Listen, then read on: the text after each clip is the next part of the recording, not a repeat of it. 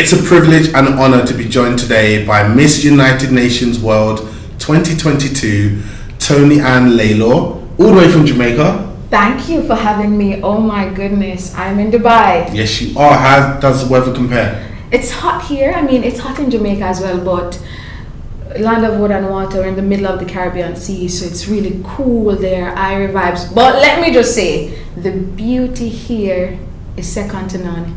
So it makes up for the heat. All the nice buildings, and even where we are now, we can see Burj Khalifa outside. The unique culture thus far, the food. I'm excited about it. Oh, I'm glad you're excited. It's good to have you here. Thank you. And why are you actually here? Is this under your role as Miss United Nations World? Yes, I am here to represent Jamaica as a best diplomat in the United Nations Youth Arab Conference, which starts this evening at 4 p.m. So I'm actually really happy to be sharing this moment with you on Point. Yes. With Nathan John. No one's introduced me like that before, thank you. You're very welcome. Okay, so one more questions for you is how you got into doing, I guess, pageants, beauty pageants, kind of, obviously it's higher level than that because you're, representing the country, and, Miss United Nations World is a big title. So how did it begin for you? Well, I'm going to give you all the scoops, Nathan John, on point. I started pageantry when I was very young. A lot of people are not aware, but I did Miss Teen Portmore, where I lived. I did Miss Ascot High School, which is the high school I went to in Jamaica. I did Miss Teen Jamaica in my teenage years, right before college. Then I went into Miss Jamaica Universe, and I was first runner-up. So I held hands and I closed my eyes, but it wasn't my time. Not then. Then I did Miss Jamaica World, top 5 finalist, and then now appointed Miss United Nations, Miss Jamaica United Nations, and then I went to India in May of this year. I competed against 54 countries, and gratefully I was crowned Miss United Nations World, and I'm just so excited, been enjoying it thus far, and let me just say, I guess it's my time now. Nothing happens before the time, Well, I'm glad it's your time, and I'm glad you're here. Yes. And what does the role, the title entail? What are you expected to do from time to time? Well, I'm expected to represent globally. The title itself speaks for your community involvement, development of your country, being the change you want to see, being that action, that voice, and making it happen. So my platform in Jamaica was health, nutrition, agriculture, youth development, and now I get to bring that to the world stage. Amazing. Now I get to be that voice and that change worldwide, globally. Looking forward to not just rebranding agriculture in Jamaica, which is my passion, because I'm a farmer, but globally I get to be that person that little girls and little boys get to see in the mirror and recognize and relate with. She's a farmer. She's from agriculture, an agriculture background. So I get to bring that to the world stage, and I'm happy. And it's a time when I think people need to see that. It is. I know you started off in the city, then moved to the country. Yes. And you've even won an award for, the REACH program, the Youth Development Program you started? The REACH program. Well, I've gotten 2 awards. So in the Miss Jamaica World pageant, they had the Miss Jamaica World Beauty with a Purpose award, and that's for the young lady whose project and outreach is more relevant at the time, sustainable, and the Toni-Ann Lalor's REACH program had gotten that award.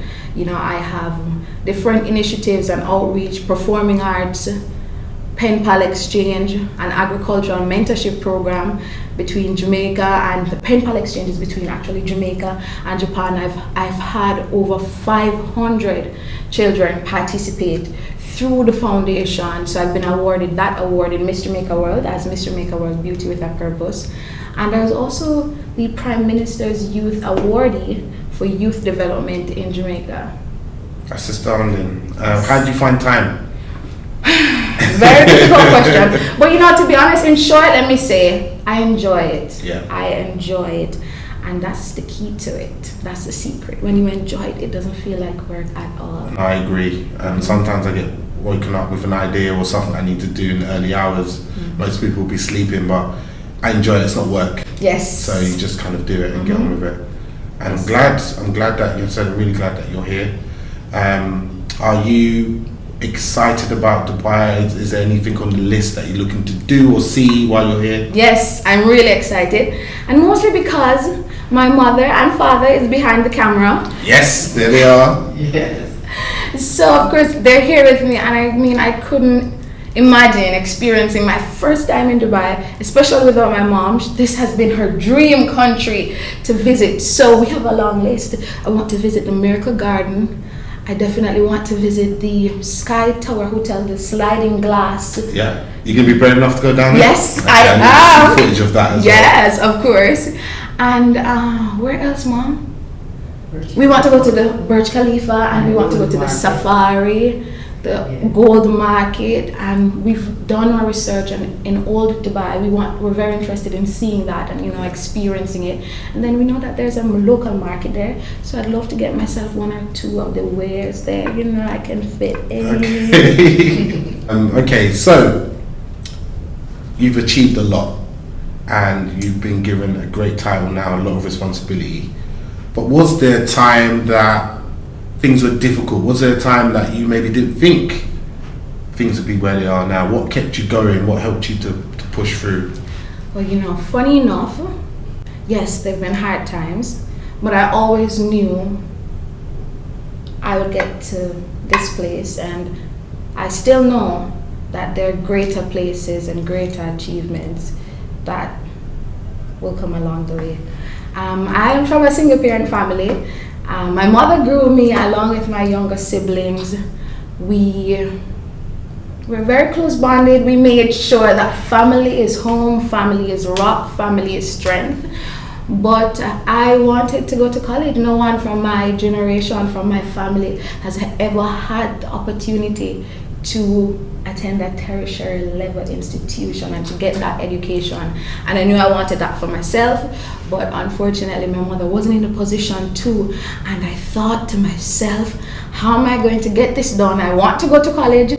I want to be a nurse. I wanted to be a nurse because I love caring for people, and then I thought I'd look really good in the uniform, and then I wanted to get into shipping and logistics because my mother was hell-bent that the world is opening up and you can be a sea captain and travel the world, and then also have security, having a job that is readily available.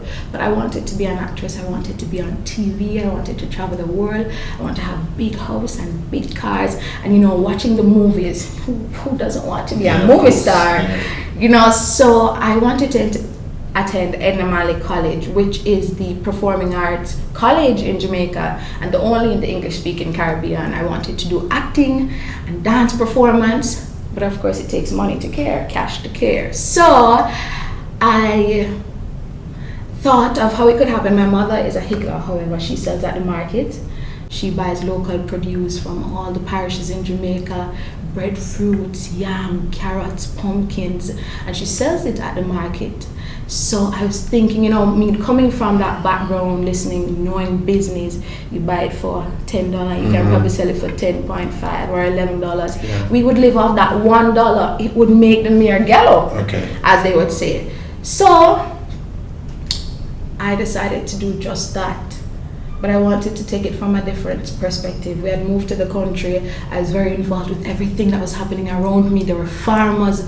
I'm from the city, so now I moved to the country and I come out every morning. There are farmers in their gardens, they're planting, and then today you'd walk past and you just see everybody planting a seed and you say good morning, and you'd probably walk by and you help them to plant a seed or two. Tomorrow you go, there's a plant. The next day they're picking a cucumber. That kind of thing would excite me. It was so new for me. And I was like, I want to do that. And I remember one of the time the farmer said to me, could you write up this invoice? No, they said, Indian, I beg you. Oh, that's why I got my name to man. They're like, Indian, write up this invoice for me. The man over there said, I buy 300 pounds of cucumber, check it at $20 a pound. And I collected it and I weighed it. And it was so exciting for me, especially having that background. But now I'm on a farm, I'm doing this kind of thing. And I'm like, how much did you pay for this? after doing all the business of it, I'm like, this is what I want to do. Mommy, I'm going to be a farmer. She's like, boy, it's a lot of work. It's hard. I'm not sure. You want to do it, baby. It's a whole lot of work. It's not for you. I'm like, yeah, I'm going to be a farmer. And just like that, she started me off with a lot of land. I started with cucumbers. I moved to cucumbers and I moved to tomatoes. I went to sweet peppers, watermelon. I went to carrot, pumpkin, yams, you name it. And I started to expand from a lot to quarter acres, from quarter acre to half acre to an acre to 2 acres, 3 acres. And I kept growing and growing. And I was able to pay my tuition fee for the first year of college, and moving right throughout that, so of course, after you pay your first year tuition, you need to remember the second year needs to be paid. So what I had to do was keep my farm in operation. I would on weekends head down to the country, because my school is in Kingston, but my farm is in the country. Yeah. So on Friday evenings, I go to the local market. I take the bus from there, or I take one of the trucks down, one of the market trucks that are heading back. I go home, I attend to my garden. On Friday, if I'm reaching late, even if it's so late, you still go and you look because you're so excited to see the progress. Yeah. And sometimes you just hope that you'll plant this week, and when you go back, wow, there are pumpkins ready. And then on Saturdays, that would also be my day that I give back. I have the children in the community who looks forward to me coming there. We'd have our outreach on that day. We're dancing. And it was more of community. They'd look forward to it. Not just the children, but the adults in the community would look forward to it every single day. Then on Saturday evenings, I'd head home, spend some time with my family. Sunday, all day. From probably at about 5 o'clock, I'd pick up the farmers. I'd be on the farm. If it's reaping, if it's fertilizing, whatever it is, all day work. If it is rain, if it is sun, I stood in it and I made sure it happened. And then in the evenings, I'd reap my carrot. If I'm reaping, I'd go home, I'd wash them, prepare them, package them in boxes, in bags. Then I'd go down the road and wait on the market truck to come, load them onto the market truck, sit on the market truck until I get into Kingston. And I'm not sure if you're familiar, Nathan, but the market truck is not anything luxurious. It's on the back. Yeah, I had that picture of you on the back, actually. Yes! The crates or whatever, yeah. The crates and the boxes and all the other higglers, and you'd sit in your corner with your hoodie on, you sweater, get in like 3 hours. And remember, we have to stop at every single other igloo before we get in. When I get in, sometimes I'm so tired. Sometimes I have a pain in my side, in my back, because of the position that I'm sitting, or I'm sleeping, or probably there's a box in this side because we're cramped onto the truck. When I get in at like 1 in the morning, you get your hand cart, your carty, as we say in Jamaica, offload your goods, head into the market, set up on your stall. Then I wrap under my sheet and I have an hour, so I catch up on some work, some homework. That would be my time. I get to do some school work, and I'd have a book that I wrote, my movie. I always writing. And then I fall asleep right there until morning, probably an hour time. I get up, I put on my apron. Nice lady, right to your son, nice melon, nice carrot, come here, mommy. And that's where it happened, and that's where the magic happened until hours after. I'd head into school. As soon as I'm finished selling in the market, I'd go to the bathroom, finish fixing up myself, catch my hair nicely, put a nice suit of clothes on, get a taxi and head to school. Most of the time I went straight into class. Sometimes I'm extremely tired, sometimes I'm overwhelmed, whatever it is. Sometimes I'm late for class because sometimes you're not finished selling and you can't leave your goods at the market. You've got to sell, wrap it all up. You have to, and that's the thing. I never ever wanted to wrap it up because you can't leave it. I don't want to leave it there, so I wait until I'm finished selling. Sometimes I give it to another higgler to sell for me, and it doesn't always go the way you hope it would. Sometimes I take back with me to school. I give it to the people on hall, all my other schoolmates. I give it to the securities, the teacher, the sheriff. It depends on the type of day, So. Sorry, that's not crying. No, just a tear in my eye. I'm like, no, you're not crying. No, but okay. It's like you've put in the work. I know you got the title, the name, Farmer Queen. Yes. But it's not just because, for PR purposes, because you look the part or whatever. Because you put in the work, what you're doing, and you've made sacrifices, and it's helped you get where you are. And it's far beyond just, a lot of people think Farm Queen just represents, or the name as it says, she's a farm and she's also a queen, or she's a farm and she's into pageantry. You know, it's regal, it's royalty within, it's that fight, that determination. You know, it's the story. Knowing that you're the head, not the tail. Yes. Okay, and I look forward to seeing that movie that you said you used to write in the book about coming to fruition one day. Yes. And maybe even a movie on your life as well to come to. So that's what the movie is about. So every day I would journal about my experience today and my life today and how things have been, or I'd continue on that movie and what happened. And a moment I think this should be in the movie, yeah. Okay.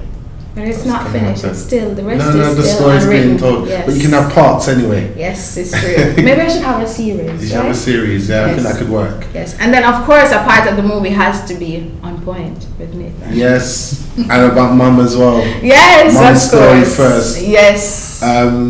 Okay, so what bit of advice would you give someone who has a dream, that has an idea, there's something they're passionate about, but they're just a bit scared, they're not doing anything about it? What bit of advice would you give them? And it's so simple, but my advice would be to do it. Just to do it, to have faith, to just step out and do it. You'll just never, ever, ever know. Just take that first step. That's all you need, that one first step. Do it. Just do it. Just like what Nike said. Just like that. Just like do that. it. Yes. Well, thank you very much for sharing and Yes. coming along. And I know you're going to have a lovely time in Dubai. It's a great city. Thank you. So, yeah, thank you very much. Thank you for having me on point with Nathan John.